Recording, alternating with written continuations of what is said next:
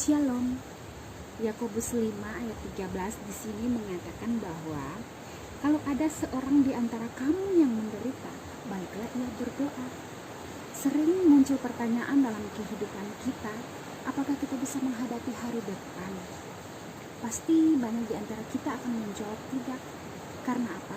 Karena kita sering mengandalkan kekuatan kita sendiri. Sehebat apapun kita, sekuat apapun kita, sekaya apapun kita, kita punya kekuatan itu terbatas. Tapi firman Tuhan mengingatkan kita bahwa kita harus berdoa. Berdoa itu adalah hal yang paling penting dalam kehidupan kita. Berdoa ibaratkan itu sebagai nafas kehidupan kita. Kita perlu tiap hari, kita perlu tiap detik, kita perlu tiap menit dalam kehidupan kita untuk kita bisa hidup. Demikian pun dengan terkadang kita sebagai manusia menganggap bahwa doa itu simpel, doa itu mudah, sehingga kita menyepelekannya, sehingga kita menganggap bahwa itu hanya hal biasa. Tetapi perlu kita ketahui bahwa doa itu punya peran penting dalam mengubah seluruh kehidupan kita. Ketika kita berdoa kepada Tuhan, ketika kita bersandar kepada Tuhan, di situ apapun yang menjadi permasalahan kita, apapun yang menjadi persoalan kita, ketika kita datang kepada Tuhan, maka Tuhan akan membereskan semuanya itu. Tetapi tidak sampai di situ. Bagaimana supaya doa kita dijawab oleh Tuhan? Firman Tuhan mengatakan doa orang benar sangat besar kuasanya.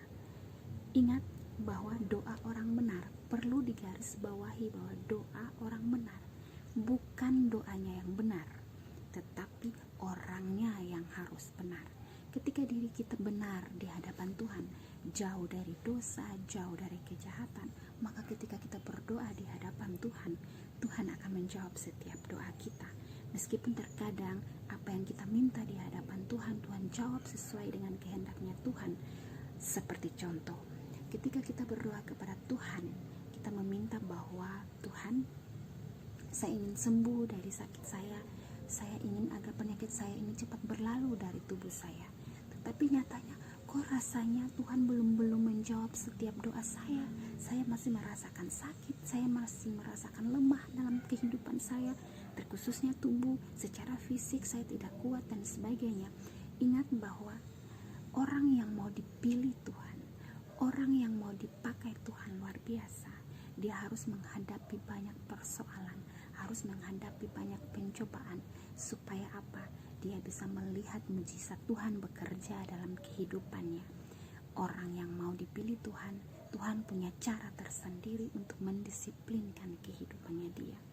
Ingat bahwa bukan berarti Tuhan tidak menjawab doa kita.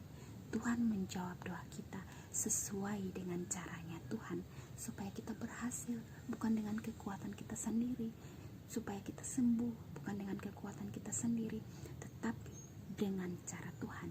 Kita berhasil dengan cara Tuhan, kita sembuh dengan cara Tuhan.